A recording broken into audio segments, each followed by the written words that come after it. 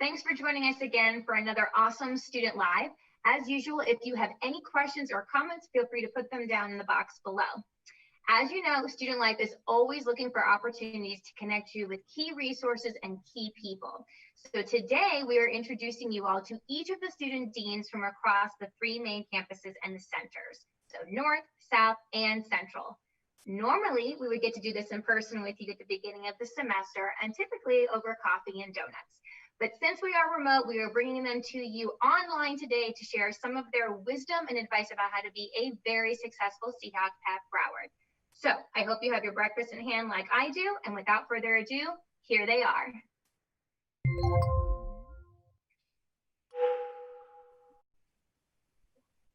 I'm James Evans, Dean of Student Services here at the Central Campus. I should really say the sprawling Central Campus. Hopefully, some of you have had the opportunity to visit post-COVID, just to see the environment here that has been built around education. And so thank you so very much for becoming a Seahawk. I look forward to meeting you, not again virtually, but in the flesh, as we often say. And so again, enjoy your semester. Make sure that you're doing everything you can do to stay safe. And we look forward to seeing you in the very near future. And thank you and have a wonderful day. Hi, this is Luz Negron, Dean of Student Services at North Campus and also for the online division. I'm very excited to be here today to share this moment with you. I have been in higher education for over 25 years. However, at BC only for 2. I've enjoyed them thoroughly and I'm looking forward to seeing you face to face again. Thank you both. And I'm Neil Cohen. I'm the Dean of Students on the South Campus and the Partnership Centers. I've been in higher ed for 30 years, Broward College for 20, and oh my God, these are strange times. All right, well, so happy to have all 3 of you with us today. Before we jump right in and learn more about your role and your impact on students, I first want to know, how is everyone actually doing? Because we're officially past the 6-month mark since we've been on the campuses with one another. I have certainly had a few challenges getting used to this remote learning. While I didn't indicate earlier, I've been in higher ed for 42 years. And of course, this is certainly a first where I haven't really had human contact when it comes to servicing students and being around students and engaging students. And so while I believe that if I'm experiencing some level of difficulty, that you as students are perhaps having some of those same feelings and some anxiety. And so I found ways in the course of the past 6 months to sort of relax on some of the things that are going on around me. For example, and maybe you shouldn't know this, but I do come to my office a couple of days of the week just to break the monotony, and then I walk the campus twice before I leave. And so it gives me, it anchors me in knowing that, I'm still restricted when it comes to movement, but yet at the same time, I'm dealing with this, and I hope that you are finding ways, you and your families are finding ways to deal with this as well. It will soon be over for all of us, and that we pray. And I have to add to what Dean Evans is saying, that I thought, having been the online dean initially for Broward College for a year and a half, I thought it would be a lot easier for me to transition to being remote. But guess what? We miss you. Visiting the campus, seeing you face to face, engaging with you in a different way. We miss you. I was at North for a little bit before we transitioned, and I thoroughly enjoyed my time here. I'm looking forward to coming back, to seeing you all, even our online students that come and visit and support and are supported at the campuses. We certainly miss the face-to-face. However, in the meantime, we will continue to be here for you remotely. And I think for me, our experiences have really linked us with you as the students. They've been the same as yours. We've experienced people with health problems, and we've experienced homes with having people, multiple learners and workers in the same home, tripping over each other and such. So we face those challenges, and we're here to help you get through those challenges and transition into a quote more, into the real world once again. So thank you. Yeah, totally agree. I'm glad you all are adjusting as best as we can, since it's been basically a half of a year now. So before we dive in, I'm wondering if you all can kind of share, in terms of your experience, how you view the role, how you describe the role of Dean of Students to some of our, especially our newer Seahawks. I describe my role as Dean of Students as being that lifter, that motivator, that helper, that all-around kind of person. That really, I do have an open door policy. Students really, if I'm available, students do get to see me. I often unofficially call a Dean of Students office is the office of resolution. Students do not expect to come to a dean's office yet to be sent to another office. They come into our offices with the hopes that this is where my issue will end, whatever it may be, whether it's, having difficulties with financial aid, or whether running into an employee that you didn't seem to think was very friendly or friendly enough, whether it's even a discipline issue. The work is very exciting, and I look forward to meeting, a whole bunch of you, and we will get that opportunity to do so. And so what I say to you during these times is know that your Dean of Students are behind you, we're with you, and while we may be remote, we all have telephones, we all have computers, we all are working remotely, and we all respond to your request. And so we appreciate you becoming a Seahawk, and we want to make sure that the Seahawk spirit resides in you forever. So thank you. And adding to what Dean Evans just said about our role, I feel like we're liaisons as well. We are sort of your link between our office and all the different resources that are available at the college. We will, act on your behalf whenever you allow us to. And we'll reach out to academic affairs. We will reach out to testing. We will be there for you, with you, even through just stress management. We have a lot of services that we are here to provide to you. And that's how I see this office. It's sort of an office that welcomes everybody. And like Dean Evans says, tries to find resolutions to some of the issues that you may have. And I think we're responsible for creating a culture, the traditional college experience for all of you. There are some areas that we directly supervise, like admissions and registration and advising and student life, those kinds of things. But there's others where we get results. There's not a person we can call around the college and get them on, and call them on their cell phone and make things happen. So we have those connections. We can solve problems quickly and efficiently. We know the right people to get things done. And our role, though, our most important role is to take your energy in the classroom, your energy within student life, your energy for new programs and new support services and those kinds of things, and listen to those and help you with those. So our job is to foster the culture that you expect in the traditional college experience. Yeah, absolutely. And I know, oh, sorry. Go ahead, James. No, go ahead. If you don't believe us, try us. Absolutely. And I know people do, actually. I know students are always very anxious to come to your offices and ask questions because, like you said, the resolution piece is critical. So in your opinion, what would you all say are some of maybe the top reasons why students do come by, or like what are those things that you can help resolve or serve as a resource for?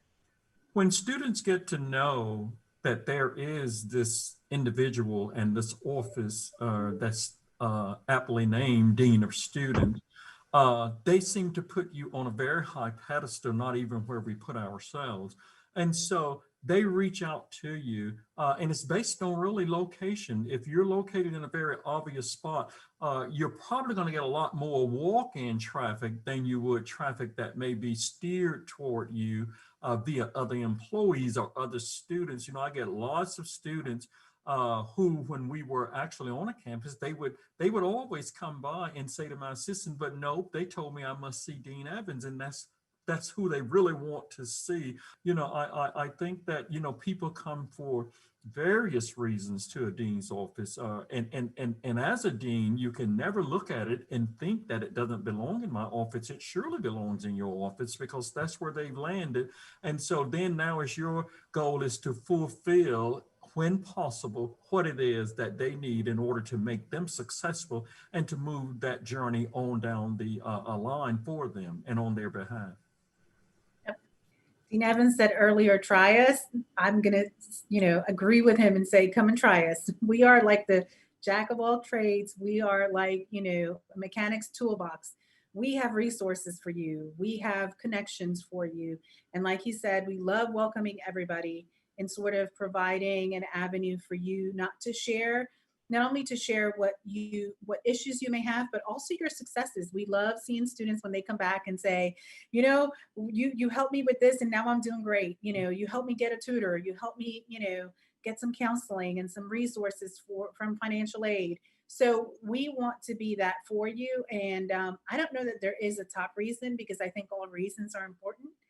Even if they come by our office only once, it's really just important that we support you as you're here.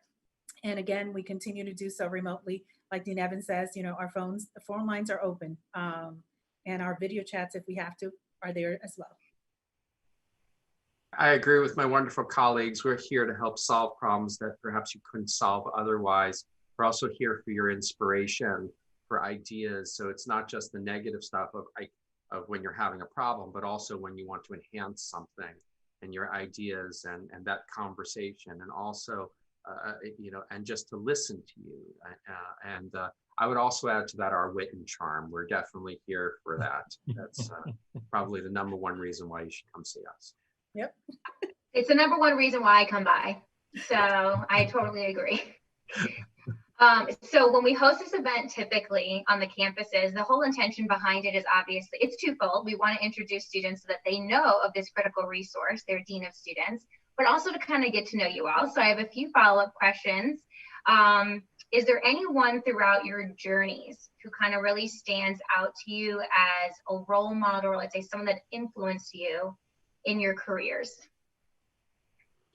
I had a mentor as an undergraduate student who served as a financial aid director for a major university here in South Florida. And I somehow and it was based on the fact that I came to Florida with, no money or no financial aid award or no way to pay for my education or my housing. And so I got very fortunate in order to be able to meet this wonderful director who actually did escalate me to the assistant director. And I began to work in student services in a financial aid office, and really did enjoy the work. I enjoyed reading the Federal Register as a 19-year-old, and I pretty much understood it. And so it was always working in that office that my mentor always found ways to get me involved in the student services work. As a matter of fact, in my junior year, I stopped attending a class full-time and went part-time, and then was able to work in financial aid on a full-time basis, which allowed me to save some money because of the tuition remission program that was at my institution. And so, I just think having that one mentor, yet, I've learned lots from lots of other folks in the 42 years, but he was the one that really put a sparkle in me that kept me anchored in the work. And, once again, I've been around for 40 some years, and I just really do believe that I owe that allegiance to him as being a great mentor of mine. So I'll follow Dean Evans, and I'll say that I was also first time in college student, first in my immediate family to go to college. And I remember coming into the campus for the very first time, somewhat, startled, scared, and not knowing anybody. And there were peer liaisons that worked with, those SLS classes, and they were very welcoming. They gave us tours. They provided us with guidance as to which building was what, and where I could find resources. There was something called a Center for New Students, and I remember how welcoming they were. I remember going from being very scared to a year or so later becoming a peer mentor myself. So I definitely believe in paying it forward. And I don't know that I left higher education after that. I actually, my first job was as a peer liaison coordinator, right? Graduated from the institution and started there. It was a type of community college as well up in New Jersey. And it was a very rewarding experience that after that, I never left. So here I am now serving you. And for me, I've had so many wonderful mentors and colleagues over the years, but for me, I know this will sound cliche, I've always been inspired by the students around me. When I was a student, as an undergraduate and a graduate student, getting involved in student government and student organizations and publications and those kinds of things. And now I love the idea. I love what Luce referred to about the peer mentors. So those, but it's being around the energy of students with their ideas and their desire to create a campus culture that inspires me. It's what I miss as well, but we'll get there. Yeah, I think you're right, and that students absolutely do inspire us every day. So I know that that's a piece that's significantly missing right now from our work at home life. But you all shared in the beginning, in your introductions, a little bit about how long you've been serving in student affairs in general, and specifically at Broward College, and your tenures range from 2 years at BC to 20. So I'm curious to know, is there a favorite memory, or one of, let's say, many favorite memories that kind of stand out to you? I'm going to jump in here first, and only because my favorite memory, and one of the ones that actually really touched me, was when I came into my interview to be the Dean of Student Services, right, for online. And I walked into a dean's office because that's where my interview was. I had been sent to a different building, and I had to walk over. And I was a little bit frazzled only because I had been given the wrong building number. And, again, just showing up a little frazzled. However, out came Dean James Evans and just said hello, asked me what I was there for. When I told him what I was there for, he wished me the best with his very warm smile, asked me if I had any questions, needed water, needed anything else, and providing the most welcoming environment that I have probably had in any interview process throughout my life. And that alone actually enamored me even more with BC. I definitely knew I wanted to be a part of it. And now I just want to somehow match his tenure someday. So that's my favorite memory. Dean Negron, I have that as a favorite memory myself. I never will forget the day that you did. But, I have very, very favorite memories right here at BC. I've had very favorite memories at another college that I worked at for a lot of years. I certainly had favorite memories of my undergraduate school. I attended one very long term all the way through my senior year and transferred out to another school. I won't even say why to U.S. students that happened, but it did. But I get a memory every time I actually interact with a student, with an employee, with a program, with the service that we're doing. There seems to be something that allows me the opportunity to sort of put that in the favorite bank. And surely I could write a 700-page book by now on all of those favorite memories that I've had over the course of years. And I don't think that any of them, on a very serious note, that any of them have been bad. I've never left a job on a bad day, and certainly dealing with thousands of different personalities, one would think, oh boy, do you pull your hair out? Well, I don't have a whole lot to pull out, but at the same time, I've never ever felt that what I was doing on behalf of the institution and students really worked my nerves so that it would be put in the bad memory favorite box. I don't have any of those. So, I've always looked at this journey as having a whole lot of joy, and it seems to make me happy. You have to understand something here is I'm happy because I made you happy, and you're happy because that's what we're supposed to do, is make things right for you. And so it's really something that is very difficult to explain. But again, when we get the opportunity to meet one another face to face, as I said to you earlier, try me. You're going to find out that it is the truth, that my role is really is to make everything all right. And while I don't fulfill that 100% every day, everything is a favorite for me. My favorite memory has happened so many times on all the Broward College campuses. Midday, student organization tables out, a student government meeting going on somewhere, perhaps a performance of some kind outdoors, students walking to and fro hurriedly to their classes, some other students playing Frisbee or soccer or something like that on a lawn.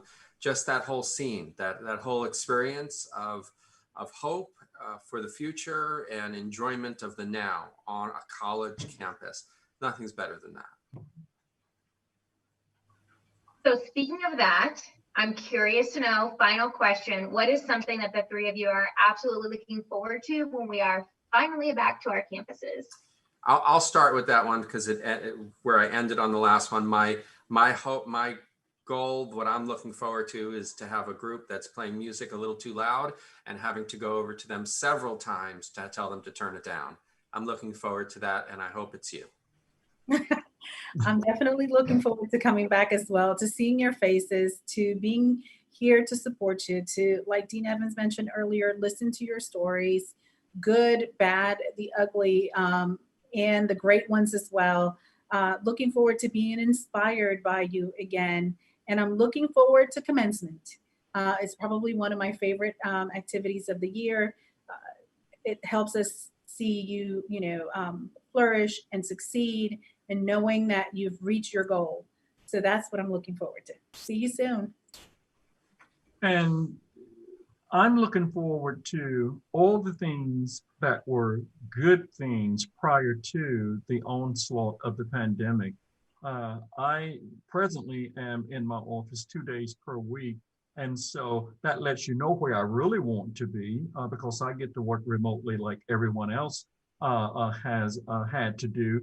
But there's something that connects me with the campus, and certainly, with the college, and that has certainly always been the students and the employees.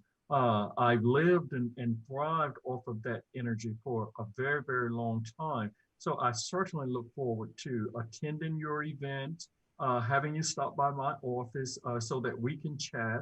I certainly do know that, I wish to serve as a role model to as many students as I possibly can. I want you to know that I have an open door, and that door will be open when we return again. And I hope that is soon, because, you like me, you've probably had to deal with some things that we were not prepared for in this time of being remote and being shut out of a lot of things. And so, again, I look forward to the day that we can get back together. And I want you to truly, truly believe that and have that be a part of the repertoire that you speak about all of us as deans, is that we serve as student deans because it's exactly what we love doing, is being the dean of students. And that's not to say we're the boss. We are not the boss. We are the bridge builder, and we are the person that helps you to, go from one side of it to the next side successfully. And so we're ready to see your faces again. And I hope that you will certainly have the witherall to stick with this. This is not work for the faint of heart, but you can do it. And so, if you make December, we don't know what's going to happen for January. Many of us hope that we will return in some shape, form, or fashion, and that some of you will be a part of that return for the coming year. But I thank you all for joining us today. I thank you for becoming Seahawks. And I just overall thank you for actually taking out the opportunity to improve the lives of yourselves and your families. So thank you.